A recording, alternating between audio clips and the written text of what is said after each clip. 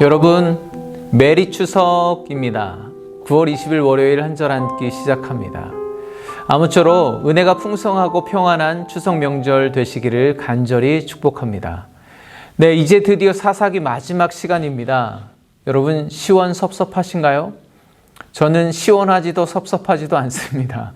오히려 이렇게 마무리하려고 하는데 오늘 말씀을 묵상하면서 하나님께 무언가 어려운 숙제를 받은 듯한 그런 부담감을 느끼면서 오늘 마지막 시간을 맞이하게 되었습니다. 하지만 여러분은 더도 말고 덜도 말고 한가위만 같아라. 이 풍성한 계절에 하나님께서 여러분 각자에게 가장 합당한 은혜를 부어주시기를 소망합니다. 네, 이제 이스라엘 11개 지파 연합군과 베냐민 사이의 전쟁이 끝났습니다. 그 결과는 너무나 참혹했죠. 이스라엘 쪽도 적지 않은 사람들이 죽었지만 베냐민은 거의 모든 백성이 죽었습니다. 성읍과 가축들까지 초토화되었습니다. 광야로 도망친 600명을 제외하고는 모두가 죽었습니다. 그런데 일이 이렇게 되고 나니까 그제서야 이스라엘은 현실을 직시하게 된 것 같습니다. 21장 2절 3절을 보겠습니다.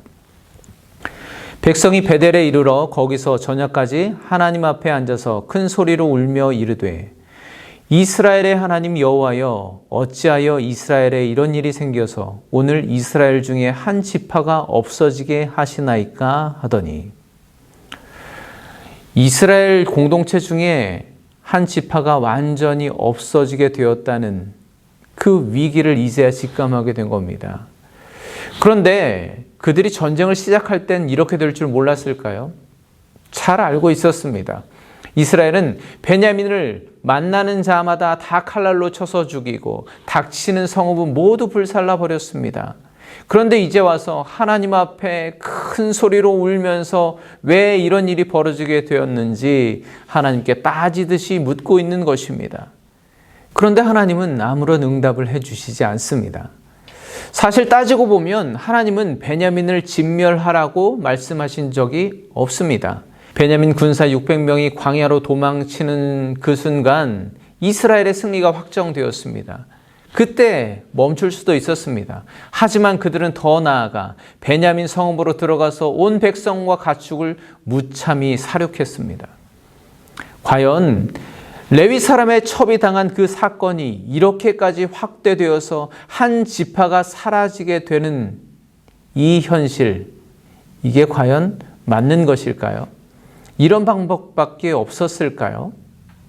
베냐민이 얼마나 무지막지하고 대역죄를 범했던들 하나님의 소유된 백성인 그들을 진멸시키는 것이 과연 하나님의 뜻이었을까요? 그리고 그것을 판단하고 결정하고 실행하는 권한이 이스라엘에 있었을까요? 그들의 죄에서 돌이키며 회개할 기회조차 박탈해버리고 완전히 잘라버리는 것이 과연 하나님의 방법이었을까요? 다시 한번 생각해 봐야겠죠. 그런데 그들은 하나님께 오늘 울며 따져 묻고 있습니다. 이스라엘의 하나님 여호와여 어찌하여 이스라엘에 이런 일이 생겨서 오늘 이스라엘 중에 한 지파가 없어지게 하시나이까? 이 한 절에 이스라엘이라는 단어가 3번이나 나옵니다. 이스라엘의 하나님, 이스라엘 중에. 그들은 이제서야 자기들이 이스라엘인 것을 깨닫게 됩니다. 6절을 보면 뉘우쳤다고 말합니다. 그동안 살기가 등등해서 칼날을 마구 휘두를 때는 언제고 이제야 이스라엘의 하나님, 이스라엘 공동체를 찾고 있는 겁니다. 그러면서 하는 말이 왜 이스라엘 공동체가 이렇게 무너지도록 했냐고 그 책임을 하나님께 따져 묻고 있는 거죠. 그런데 하나님은 묵묵부답, 아무 대답도 안 하세요. 저는 어쩌면 하나님이 일부러 대답을 안 들려주시려고 이러는지도 모르겠다라는 생각을 해보았습니다. 지금까지 그래왔듯이 이번에도 하나님의 말씀 없이 그들 스스로 어떤 결정을 내리는지를 지켜보시겠다는 거죠. 네, 그렇게 어찌 된 거냐고 도대체 어떡할 거냐고 하나님께 따지듯이 원망하며 묻더니 하나님의 대답은 듣지도 않은 채 다시 자기들 소견에 옳은 대로 결정하고 실행합니다. 전에 미스바에 모여서 베냐민과의 전쟁을 결의할 때 참석하지 않았던 길앗 주민들을 모두 죽이자고 결정하죠. 베냐민을 진멸한 것처럼 또 그들도 진멸하겠다는 겁니다. 방금 어찌 된 겁니까? 어찌하면 좋습니까? 따지며 묻던 사람들, 그들이 맞나요? 그러는 실질적인 이유가 있습니다.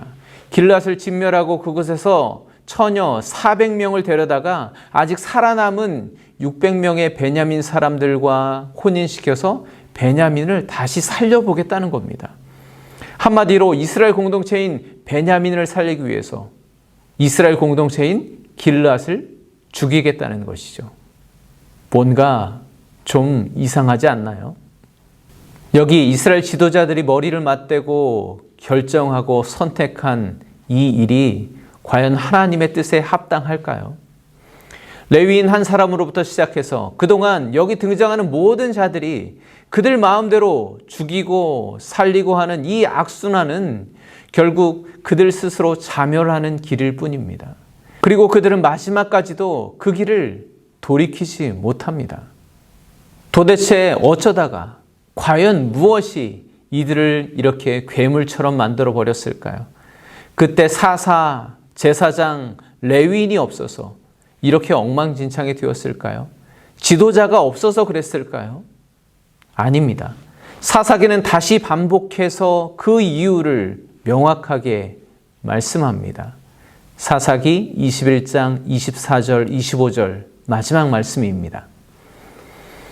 그때 이스라엘 자손이 그곳에서 각기 자기의 지파, 자기의 가족에게로 돌아갔으니 곧 각기 그곳에서 나와서 자기의 기업으로 돌아갔더라.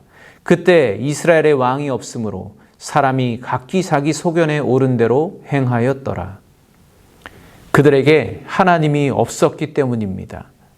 사사도 레위인도 그들 모두가 하나님을 잃어버렸기 때문입니다. 방금 읽은 사사기의 마지막 말씀 두 절은 똑같이 그때라는 말씀으로 시작하고 또 자기의라는 단어가 계속 반복됩니다. 그때 자기의 지파, 자기의 가족, 자기의 기업, 그리고 자기의 소견. 그때를 살던 그들은, 이스라엘 백성들은 하나님을 잃어버린 것만이 아니었습니다. 오히려 자기의 욕심을 채우고 자기의 권력을 유지하고 자기의 뜻을 이루기 위한 수단으로 하나님을 이용했던 그때가 바로 사사 시대였습니다. 사사기는 이렇게 끝납니다. 이 상태 그대로입니다. 조금도 나아지지 않습니다. 점점 악화됩니다. 이렇게 끝을 모르고 어두컴컴한 절벽 아래로 밀려 떨어지듯이 그렇게 끝나버립니다. 신락 같은 희망이 보이지 않습니다. 이렇게 낭떠러지 아래로 떨어지는 그들이 살 수 있는 방법이 있을까요? 그들 스스로는 살 수 있는 방법이 없습니다. 아무것도 할 수가 없습니다. 오히려 무언가 해보려고 할수록 머리를 맞대고 지혜를 짜낼수록 그것은 점점 더 눈덩이처럼 죄악이 커지는 기회가 될 뿐입니다. 점점 더 죄악으로 떨어지는 추락의 속도를 높일 뿐이죠. 여러분, 하나님을 잃어버리면 안 됩니다. 하나님이 우리의 왕 되심을 절대로 잊으면 안 됩니다. 하나님의 눈으로 세상을 바라봐야 합니다. 가만히 있어도 도미노처럼 죄악으로 휩쓸리고 미끄러져 쓰러지는 그렇게 연약한 우리를 버티게 하시고 붙들어 주시고 다시 세우실 수 있는 분은 절대 선이신 우리의 왕이신 하나님 뿐입니다. 여러분, 우리의 인생의 마지막이 오늘 사사기 21장 마지막처럼 되면 안 되지 않겠습니까? 그래서 여러분은 그때 그들에게 왕이 없음으로가 아니라 오늘 여기 왕이 계심으로 늘 우리의 왕 되신 하나님과 동행하며 그분의 나라 천국을 살아가며 하나님께서 허락하신 기업, 약속의 은혜의 땅에서 복을 누리는 여러분 되시기를 간절히 축복합니다. 사사기 여기까지입니다. 오늘도 평안하십시오. 또 뵙겠습니다. 감사합니다.